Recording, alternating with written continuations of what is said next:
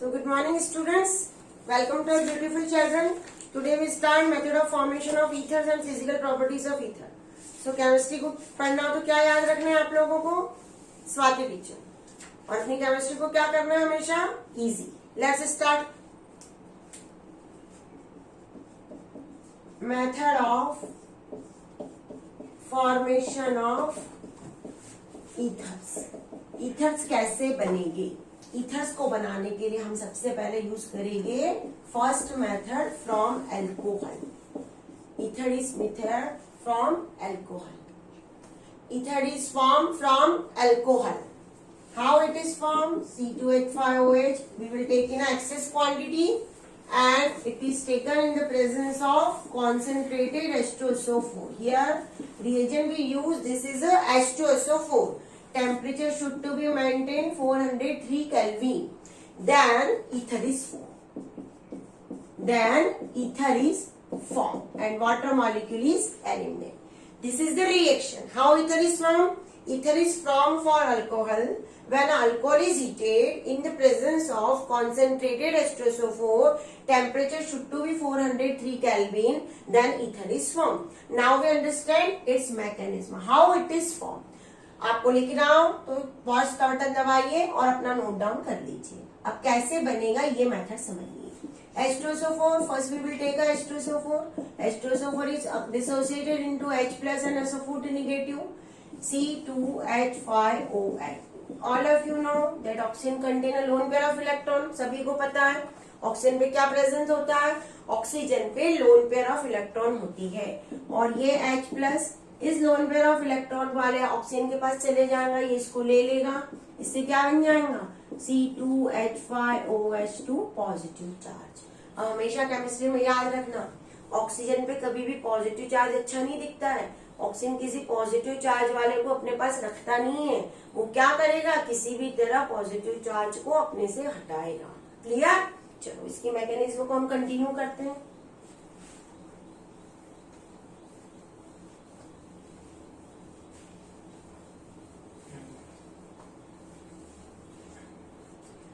हमारे पास दो मॉलिक्यूल थे ईथर के, आपको पता है, अल्कोहल के. ये दूसरा मॉलिक्यूल है और एक पहला मॉलिक्यूल हमने ये लिया था. ध्यान देना इधर क्या हो रहा है. See here what is going on here. सभी को याद होगा SN2 और SN1 मैकेनिज्म. पहले फर्स्ट चैप्टर में आप लोगों ने पढ़ा होगा हेलो एल्केन और हेरोइन में SN2 क्या होती है, SN1 क्या होती है. मैं अगेन एक बार आपको रिमाइंड करवा दे रही हूँ SN2 क्या होती है. SN2 का मतलब ये होता है कि न्यूक्लियोफाइल बैक साइड से अटैक करता है और लिविंग ग्रुप फ्रंट साइड से निकलता है और रिएक्शन एक ही स्टेप में कंप्लीट होती है. तो यहाँ पे भी यही होने वाला है. ये एक न्यूक्लियोफाइल की तरह बिहेव करेगा और ये एक लिविंग ग्रुप की तरह निकलने का काम करेगा. कैसे काम करेगा देखो यहाँ पे.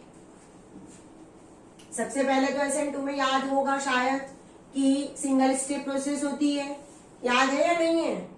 नहीं हो तो हम एक बार और याद करवा देते हैं आपको कि SN2 रिएक्शन में लिविंग ग्रुप और न्यूक्लियोफाइल एक साथ जुड़ते हैं और निकलते हैं. ये हमारा बनेगा इंटरमीडिएट. ये निकलने का काम करेगा. ये इंटरमीडिएट. इससे बाद क्या प्रोडक्ट बनेगा? इसके बाद प्रोडक्ट ये बन जाएगा C2H5O. ध्यान देना बेटा, ध्यान दोगे तो समझ में आएगा, नहीं तो कुछ भी समझ में नहीं आएगा.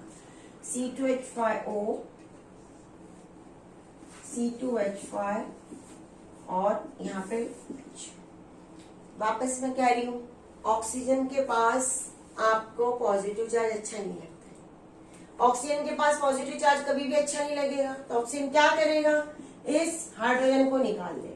हाइड्रोजन अपने इलेक्ट्रॉन किसको देके जाएगा? ऑक्सीजन को. तो क्या बनेगा? C2H5O C2H5. ईथर का फॉर्मेशन हुआ. कैसे हुआ मैं वापस समझा रही हूँ. ईथर का फॉर्मेशन देखो इधर. क्या सबसे पहले ईथर हमने कहाँ से स्टार्ट किया था? H2SO4 ने क्या किया? अपना H प्लस पहले डिसोसिएट हुआ H प्लस और SO4 नेगेटिव में. अल्कोहल ने उस H को लेके सबसे पहले एक मॉलिक्यूल बना. उसके बाद सेकंड स्टेप में क्या हुआ? C2H5OH एक न्यूक्लियोफाइल की तरह काम करेगा. ये बैक साइड से अटैक करेगा और ये फ्रंट साइड से निकलेगा. इसकी वजह से क्या होने वाला है, इसकी वजह से ये होने वाला है कि इंटरमीडिएट बनेगा। इस इंटरमीडिएट में वाटर मॉलिक्यूल अलग हो जाएंगे यहाँ पे, और हमारा ये वाला कंपाउंड बनेगा इतना। अब ऑक्सीजन पे कौन सा चार्ज आ जाएगा, ऑक्सीजन पे आ जाएगा positive charge. Oxygen positive charge को ज्यादा से ज्यादा क्या करेगा, ऑक्सीजन पॉजिटिव चार्ज को ज्यादा से ज्यादा रख नहीं सकता, तो वो क्या करेगा, हाइड्रोजन को निकाल देगा। हाइड्रोजन निकल जाएगा, यहाँ पे वाटर तो बाद में बनेगा, पहले तो H+ बनेगा, H+ के वे में, और हमारा ईथर बन गया। ये हुई हमारी फर्स्ट मेथड। अब हम सेकंड मेथड की ओर मूव करेंगे। सेकंड मेथड क्या है हमारा, बहुत इंपॉर्टेंट मेथड है बच्चों, एग्जाम में आने के बहुत ज्यादा चांसेस है। आपको इसको बहुत ज्यादा अच्छे से समझना है कि हमारी सेकंड मेथड क्या है। सेकंड मेथड एक साइंटिस्ट के नाम पर होते ना, कई साइंटिस्ट के नाम होते हैं, वैसे ही जैसे आप लोगों के नाम है वैसे उन लोगों के भी नाम होते हैं, बस ये है कि थोड़ा सा फर्क डिफरेंट होता है। तो सेकंड मेथड में हमारा एक साइंटिस्ट है विलियमसन सिंथेसिस, उसी के उसपे इस मेथड को बनाया गया, उसी ने इसकी सर्च की थी, विलियमसन सिंथेसिस मेथड। अब इस मेथड में क्या करेंगे हम, इस मेथड में ये करेंगे हम लेंगे C2H5ONA प्लस CH3Cl। मतलब क्या है, एनसीईआरटी में आपको दिया रहेगा RONA और RCl, पर ये R आपके बस की बात नहीं है, R हमको समझ में ही नहीं आएगा, इसलिए हम क्या करेंगे, हम इसको एक एग्जाम्पल से समझेंगे। हमने क्या लिया यहाँ पे C2H5ONA, ये C2H5ONA क्या कहलाता है, इसको हम लिखते हैं सोडियम इथॉक्साइड। क्या लिखेंगे हम इसको, सोडियम इथॉक्साइड। और CH3Cl को क्या लिखेंगे, मिथाइल क्लोराइड। इससे बन जाएगा हमारा C2H5OCH3 प्लस NaCl। अब ये रिएक्शन भी एक SN2 रिएक्शन है, SN2 मैकेनिज्म है। कैसे SN2 मैकेनिज्म है, देखो यहाँ पे Cl जो निकलने वाला है, it is a leaving group, और ऑक्सीजन के पास लोन पेयर, जिसके पास लोन पेयर होता है वो क्या कहलाता है, न्यूक्लियोफाइल। तो यहाँ पे ये बैक साइड से अटैक करेगा न्यूक्लियोफाइल, इंटरमीडिएट बनेगा, और उसके बाद बन जाएगा हमारा C2H5 और CH3। तो Williamson synthesis method is always consider as a SN2 mechanism. अभी क्लियर हो गया सबको अच्छे से। विलियमसन सिंथेसिस में हमने क्या किया, विलियमसन सिंथेसिस मेथड में हमने एक लिया हैलाइड और एक लिया हमने सोडियम का इथॉक्साइड लिया या मेथॉक्साइड लिया। हमारा जो भी होगा, जो भी अल्काइल हैलाइड हमको यूज करना है, जो भी हो हम यूज कर सकते हैं, पर इसमें आपको एक थोड़ा सा ट्विस्ट है। क्या ट्विस्ट है मैं समझाऊंगी, अब जरा ध्यान दो इधर। इससे रिलेटेड क्वेश्चन एनसीईआरटी के सीबी में दिए हुए हैं, आपको उसको सॉल्व करना है। नीट और जेई में भी इससे रिलेटेड क्वेश्चंस आते हैं। अब ध्यान दो, थोड़ा सा मैं एक अलग तरह का एक एग्जांपल आपको एक्सप्लेन करने जा रही हूँ, वो जो कि बहुत ज्यादा इंपॉर्टेंट है, वेरी वेरी इंपॉर्टेंट उसको हम कह सकते हैं। इसको हम क्या बोलेंगे, इसको हम लिखेंगे टर्शरी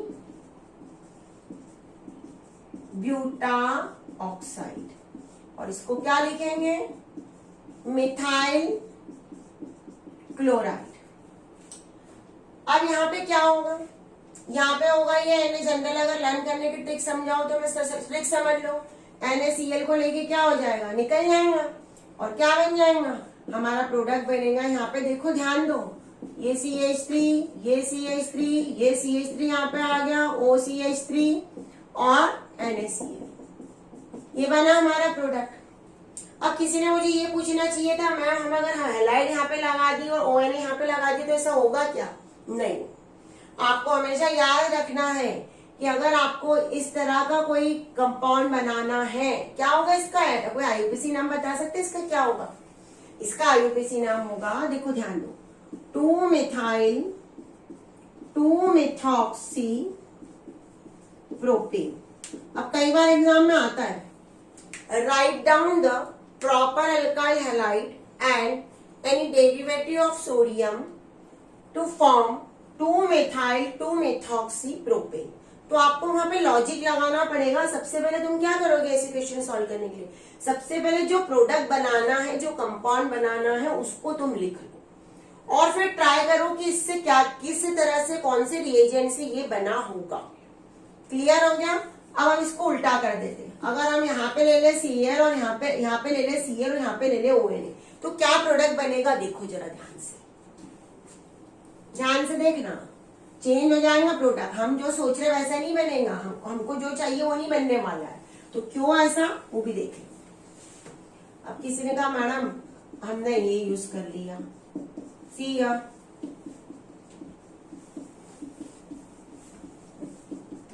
तो क्या बनेगा? जब हम इस तरह का कोई कंपाउंड ले लेते हैं, हम इस तरह का कोई कंपाउंड ले लेते हैं, क्या नाम है इसका? Tertiary butyl chloride. और क्या नाम है इसका? Sodium methoxide. इस तरह से हम कुछ ले ले तो क्या प्रोडक्ट बनेगा? प्रोडक्ट चेंज हो जाएगा। अब ध्यान दो कि प्रोडक्ट क्या चेंज होने वाला है। सी यहां से किसी भी एक, तीनों CH3 एक जैसे हैं, तो किसी एक CH3 से एक H रिमूव हो जाएगा। सपोज मैंने यहाँ का H रिमूव करने की कोशिश की कि यहाँ से एक H+ जाने वाला है, तो हम क्या लिखेंगे? इसको लिखने का तरीका देख लो। इसको ऊपर वाले को लिख लेंगे CH2, यहाँ पे डबल बॉन्ड आ जाएगा, H चले जाएगा तो C, यहाँ पे CH3 और यहाँ पे ये CH3। ये बनेगा? देखो आप, बनेगा कि नहीं बनेगा? यही बनेगा कि और कोई डाउट है? अगर कोई डाउट हो तो मुझसे पूछ लो कि मैम हमको नहीं आ रहा समझ, पूछ सकते हो, अपने कमेंट्स भेज सकते हो। और दूसरा बनेगा NaOH और तीसरा बनेगा CH3Cl। मतलब ये कि अगर हम कोई जो हैलाइड है वो टर्शरी वाला ले ले तो उस हैलाइड से बन जाएगा यहाँ पे कोई भी इथीन या एल्कीन। इथीन ना कह के हम क्या लिखेंगे? Alkene. Any alkene is obtain if we take butyl chloride और any tertiary things, then we obtain alkene. हमको मिलना क्या चाहिए था? हमारा टारगेट तो था ऐसा, याद करो हमको क्या चाहिए था। देखो यहाँ पे हमको तो ऐसा बनाना था कोई प्रोडक्ट, पर बना नहीं, कुछ और बन गया।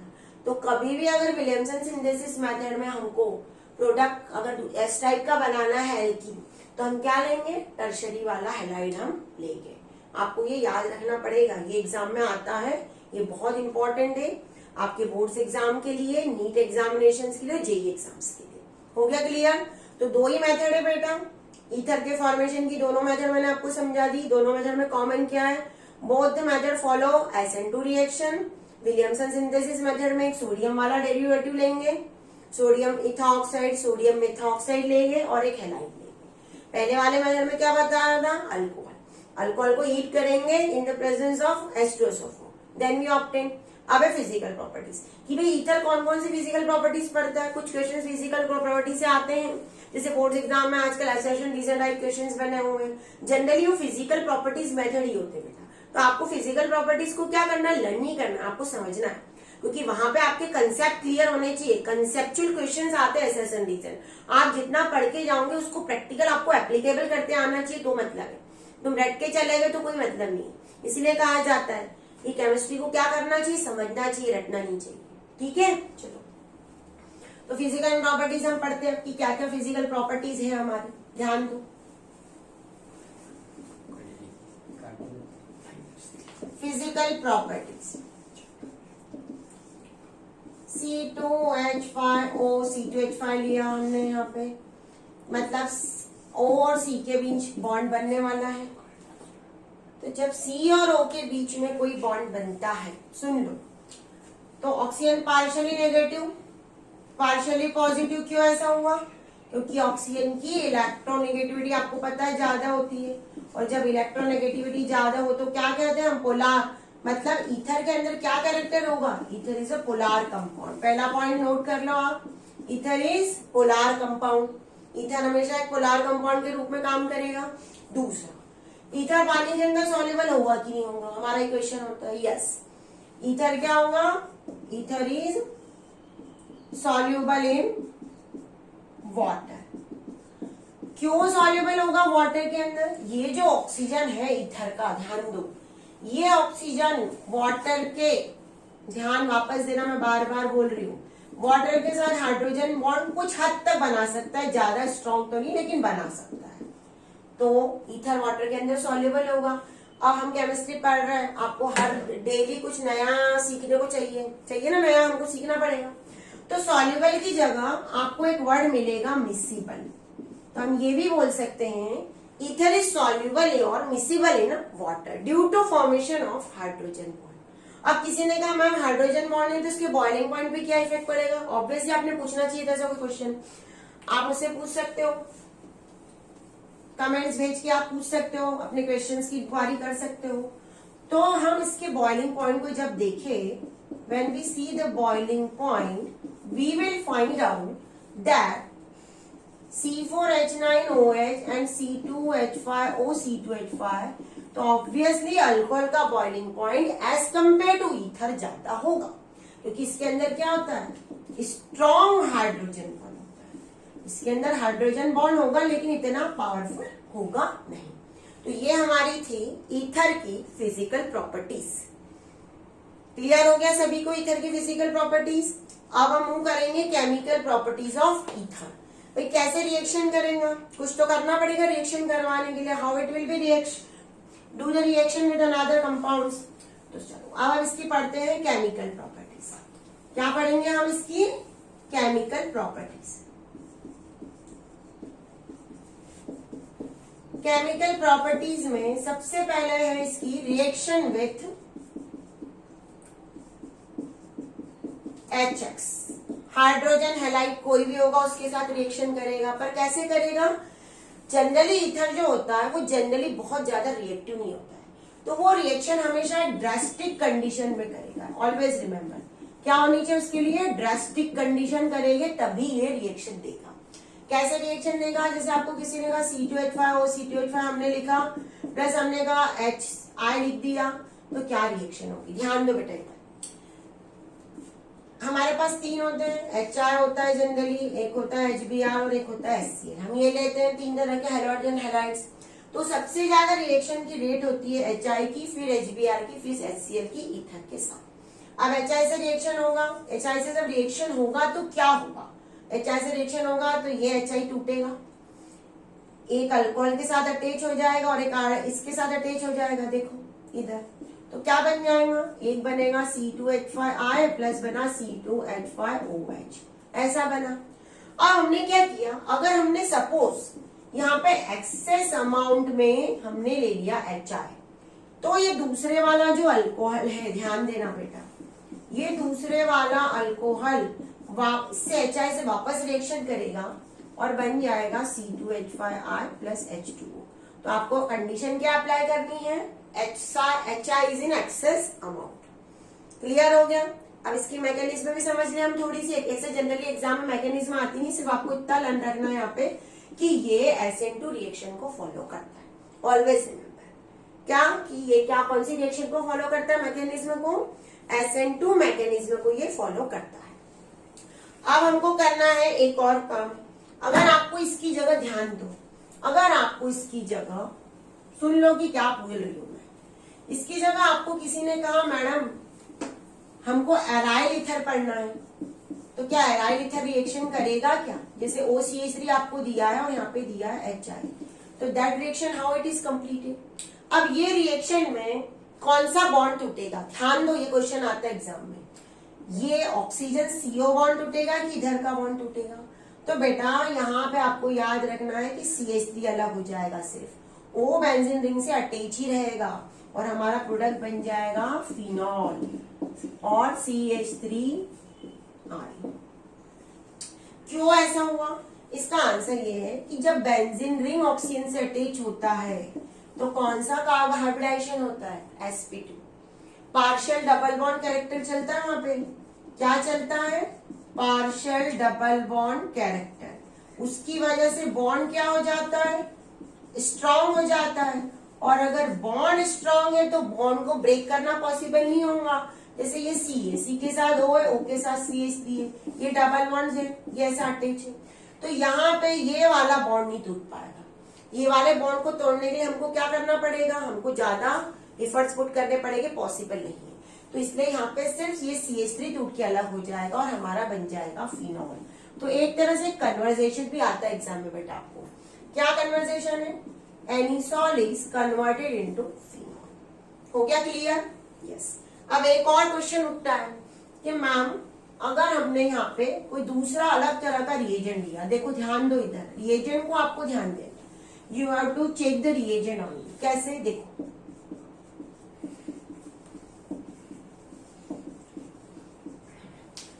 अब इसकी रिएक्शन करवाई मैंने HI से, तो क्या प्रोडक्ट बनने के चांसेस है? या C2H5 लो यहाँ पे, तुम्हारे लिए इजी हो जाएगा C2H5। तो क्या क्या प्रोडक्ट बनेंगे? तो ये जब ऐसा कोई कंपाउंड आ जाएगा तो यहाँ पे हमारी रिएक्शन हो जाएगी SN1। कौन सी रिएक्शन को हम फॉलो करेंगे? SN1। क्या होगा सबसे पहले? सबसे पहले हमारा होगा SN1 रिएक्शन में 2 स्टेप होती है, एक कार्बोकेटायन बनेगा, पक्का बनेगा कार्बोकेटायन। तो कैसे बनेगा कार्बोकेटायन, ये ध्यान दो। सबसे पहले ये HI का H+ और R नेगेटिव टूटेगा, ऑक्सीजन के पास क्या है? लोन पेयर ऑफ इलेक्ट्रॉन, ये H को अपनी ओर खींच लेगा और क्या बन जाएगा? CH3। यहाँ पे भी CH3, कोई स्ट्रक्चर में चेंज नहीं होने वाला है, सिर्फ यहाँ पे आपको ध्यान रखना है ऑक्सीजन ने H को ले लिया। अब आपको पता है, अभी मैंने बताया था थोड़ी देर पहले कि ऑक्सीजन पे पॉजिटिव चार्ज अच्छा नहीं लगता। जैसे आप लोगों को अगर मन सुंदर बना तो अच्छे दिखोगे आप, और अगर आप लोगों को हमने कुछ ऐसे उल्टे सीधे कपड़े बना दिए तो कितने खराब लगोगे। तो वैसे ऑक्सीजन नहीं अच्छा दिखेगा।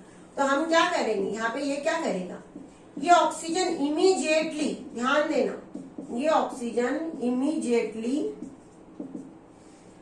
टूट जाएगा बॉन्ड से, यहाँ से ये वाले बॉन्ड को के इलेक्ट्रॉन को लेके निकल जाएगा, कहेगा मैं तो जा रहा हूं, मेरा काम हो गया। तो इसकी वजह से यहाँ पे एक टर्शरी कार्बोकेटायन बन जाएगा। क्या बनेगा? एक टर्शरी कार्बोकेटायन, 3 डिग्री कार्बोकेटायन। और केमिस्ट्री में आपको पता है 3 डिग्री कार्बोकेटायन किया बहुत ज्यादा इंपॉर्टेंट होता है। 3 डिग्री कार्बोकेटायन को हम बहुत ज्यादा स्टेबल बनाते हैं। अगर कहीं आपको मिल जाए कि 3 डिग्री कार्बोकेटायन बन रहा है तो तुरंत 3 डिग्री कार्बोकेटायन बना लेगा कोई भी कंपाउंड, क्योंकि सबसे ज्यादा स्टेबल होता है। तो 3 डिग्री कार्बोकेटायन बनने के बाद अब क्या होगा, देखो ये 3 डिग्री कार्बोकेटायन मैं लिख रही हूं यहाँ पे,